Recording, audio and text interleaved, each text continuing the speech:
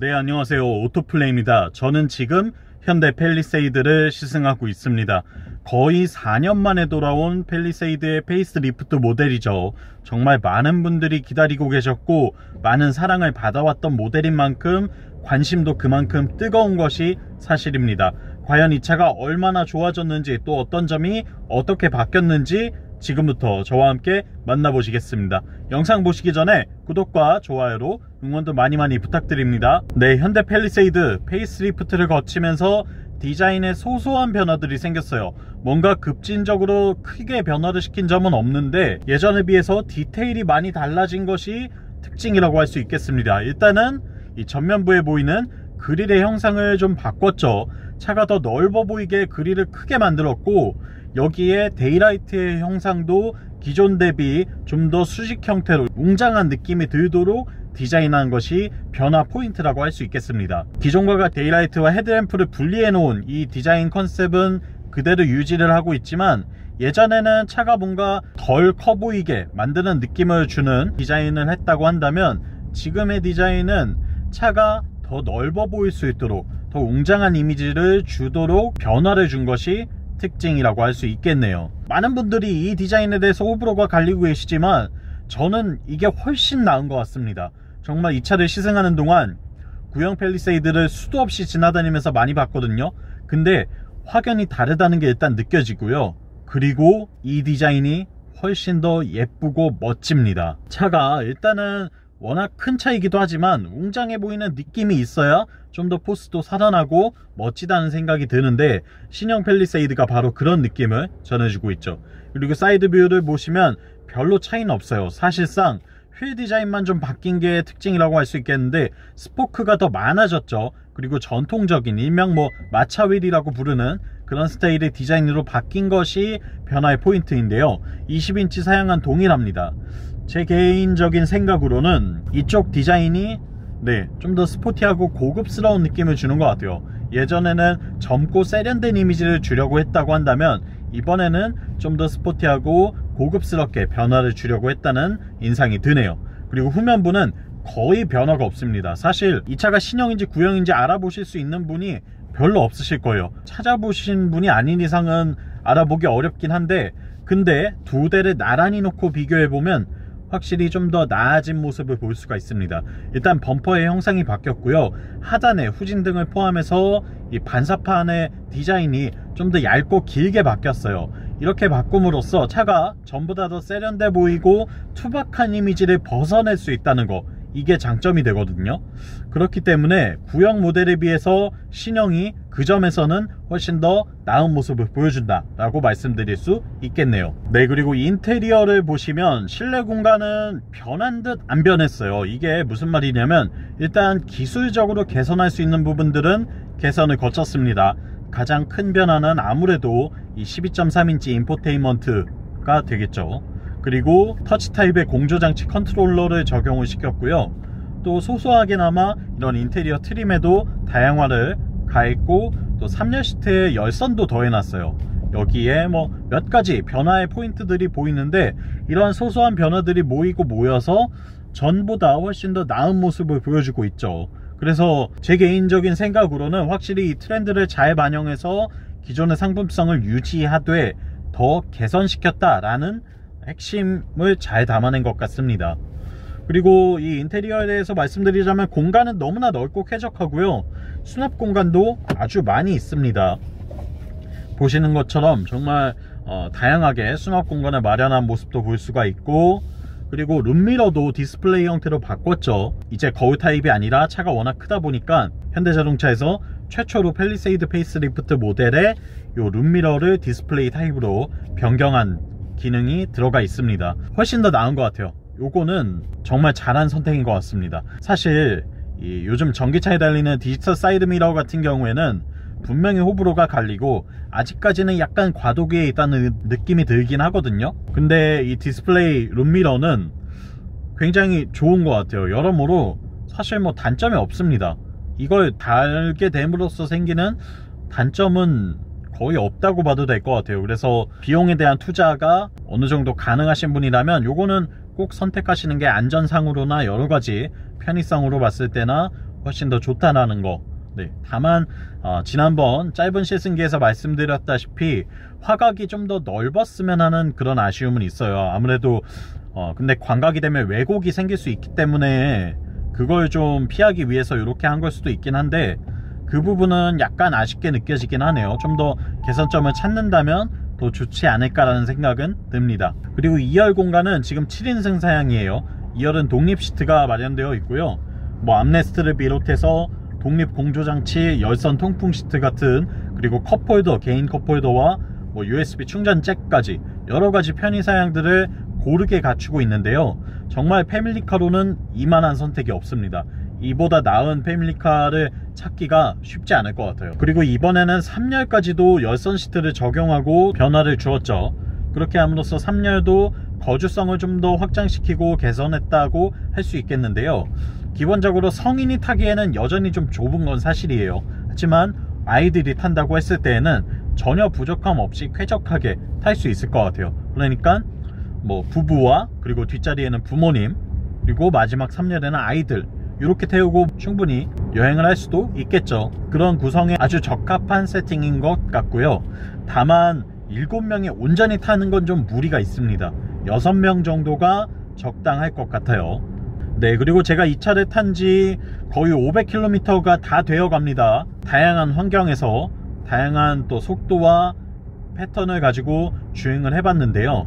일단은 이 퍼포먼스에 대해서 좀 말씀을 드리면, 엔진은 가솔린 3.8L V6 직분사 엔진이고요. 최고 출력이 295마력, 최대 토크가 36.2kg포스미터를 자랑하고 있습니다. 기본적으로 배기량이 워낙 큰 자연흡기 엔진이죠. 6기통 자연흡기 엔진은 뭐 이미 이 영상을 보고 계시는 분들이라면 어느 정도 아실 테지만, 정말 이 풍요롭고 너그러운 내연기관의 마지막 끝판왕이라고 할 수 있는 그런 모습을 보여주는 엔진이에요. 그만큼이나 실제로 이 팰리세이드에 들어간 3.8L 엔진도 정말 만족도가 높습니다. 일단은 엔진의 반응성 자체가 정말 매끄럽고 부드러워요. 마치 양탄자를 타고 간다는 느낌으로 표현을 할 수 있을 것 같은데, 차를 가속 페달을 밟아주고 놓고 다시 밟고 또 급가속을 이어나간다거나 여러가지 상황들을 맞닥뜨릴 때에 차가 굉장히 스무스하게 부드럽게 반응해주는 모습을 볼 수가 있습니다. 때문에 운전하는 이로 하여금 과속을 유발한다거나 흥분을 시킨다거나 이런 느낌은 전혀 없이 너그럽고 편안하고 안전하게 운전할 수 있도록 도와주는 데에 그 역할을 다하고 있죠. 정숙성 너무나 뛰어나고요. 가속 성능도 이 차가 제로백이 7초대가 나오거든요. 그렇기 때문에 뭐 힘이 전혀 부족할 일이 없죠. 차체가 아무리 크다고는 하지만 엔진도 그만큼 크고 넉넉한 출력을 뽑아주고 있기 때문에 출력 부분에서도 전혀 아쉬움이 없었습니다. 그리고 변속기가 8단 자동 변속기가 들어가 있죠. 예전에 비해서 뭔가 모르게 오묘하게 이 로직이 조금 바뀐 게 아닌가 싶어요. 개선이 된 게 아닌가 싶은 느낌이 드는데, 굉장히 빠릿빠릿하게 반응하고 각각의 도로 여건에 맞춰서 변속 단수를 수시로 바꾸는 모습을 볼 수가 있는데, 변속 충격이 거의 느껴지지 않습니다. 차가 알아서 스무스하게 이걸 계속 바꾸고 있다는 느낌은 들거든요. 근데 뭔가 불쾌함으로 다가오진 않아요. 그렇기 때문에 이러한 변화나 어떤 개선점이 있었을 것 같다는 예상을 해보게 되는데, 역시나 상당히 만족스럽습니다. 사실 전륜구동 베이스의 차를 워낙 오래 만들어 온 브랜드이기 때문에 이제는 이쪽 영역에서는 뭐 전혀 흠이 없다고 이야기할 수 있겠죠. 그리고 서스펜션 관련해서도 말씀드리자면, 기본적으로는 차가 부드러운 세팅에 가깝습니다. 상당히 말랑말랑하고 컴포트한 느낌을 주는 세팅인 건 맞는데, 20인치 휠이 달려있고 그리고 공기압을 조금 더 강하게 채워넣다 보면 차가 약간 통통 튀는 느낌이 생기긴 해요.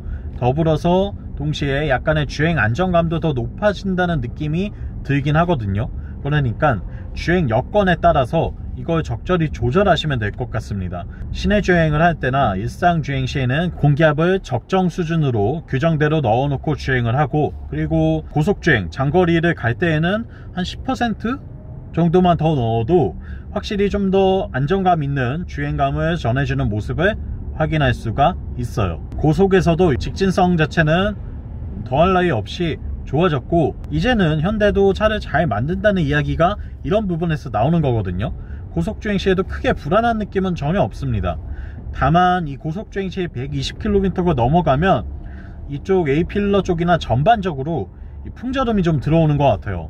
하부에서도 소음이 약간 들어오는 것 같고, 이중접합 차음유를 쓰고 있기는 하지만 이 차의 규정속도 이상의 속도 120 이상으로 달린다고 할 때에는 어느 정도 좀 소음이 유입되는 걸 감안하셔야 된다 라고 말씀드리고 싶네요. 하지만 이 차를 몰고 그렇게까지 달리는 것 자체도 그리 옳은 선택은 아니겠죠. 서스펜션의 세팅, 그래서 저는 개인적으로 마음에 들고요.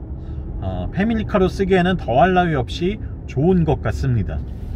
그리고 연비, 제가 지금 시승하고 있는 동안 기록한 평균 연비는 리터당 9.4km입니다. 정체 구간도 많이 가봤고요. 서울 시내 도심 주행도 좀 하고, 그리고 고속도로도 좀 달려보고, 국도에서도 꽤 많이 달리고, 이 산간 고갯길도 많이 좀 달려봤는데 적절하게 섞어서 배합한 결과거든요. 그러니까 여러분들이 일주일 정도 가족과 여행도 가고 출퇴근도 하고 이렇게 했을 때의 연비라고 어느 정도 생각하시면 될 것 같아요. 요 정도 수준이 나올 것 같습니다. 이 차의 공인연비가 9km인데 9.4, 뭐 좋은 연비는 아니겠지만 사실상 전장이 5m에 육박하고 7인승의 대형 SUV인데다가 V6 3.8L 자연흡기 엔진을 넣었어요. 그렇기 때문에 이런 점들을 고려해 봤을 때에는 만족스러운 수준의 연비가 아닌가라는 생각이 들고요. 고속도로에서 뭐 크루즈 컨트롤 켜놓고 정속주행만 한다고 한다면 리터당 한 12km대까지도 충분히 기록하는 모습을 볼 수가 있습니다. 그러니까 그 부분은 제 개인적으로는 큰 문제는 아닐 것 같아요. 그리고 디젤이랑 당연히 많이들 고민하실 것 같은데 저는 어느 정도 감당하실 수 있다면 무조건 가솔린 하시기를 추천드립니다. 이게 디젤도 물론 좋아요. 2.2L 디젤 엔진 뭐 내구성도 좋고 연비도 좋고 여러모로 검증을 받아왔죠. 하지만 이 차를 가솔린으로 탈 때와 디젤로 탈 때는 정말 천지차이입니다. 이게 엔진 하나가 달라진다고 해서 승차감까지 바뀌는 그런 느낌을 받을 수 있거든요. 무슨 엔진이랑 승차감이 관련이 있어? 이렇게 이야기하실 수 있는데 이 MVH라고 하는 성능이 사실 내연기관에서는 엔진이 가장 큰 역할을 차지하고 있죠. 이 진동과 소음이 저감됐을 때 느껴지는 탑승자의 만족도가 정말 크게 높아집니다. 때문에 팰리세이드 디젤도 좋은 선택이긴 하지만 저는 주행거리가 그렇게 많지 않으시고 연간 2만 km 이하로 타시고 어느 정도 그래도 좀 크게 무리가 되진 않는다 라고 하신다면 무조건 가솔린 선택하실 것을 권해드립니다. 이게 이렇게 생각하시면 돼요. 디젤을 선택하시면 분명히 한 번쯤은 후회하는 날이 옵니다. 아, 가솔린 살 걸 그랬나? 이 시간이 지날수록 더 커질 수도 있어요. 근데 가솔린을 사고 나면 아, 디젤 살 걸 그랬나? 라는 후회는 거의 안 하실 거예요. 여러분들이 막 연간 뭐 4만 km 이상 주행을 하시고 이렇게 차를 타시는 분들이 아니라고 한다면 그런 후회는 안 하실 거기 때문에 저는 가솔린 모델 구매하시라고 권해드리고 싶습니다. 그리고 또 한 가지 고민이 있으실 텐데요. 2륜구동 사야 될지 4륜구동 사야 될지. 저는 2륜구동 구매하시라고 말씀드리고 싶어요. 사실 팰리세이드는 전륜구동을 기반으로 하는 SUV입니다.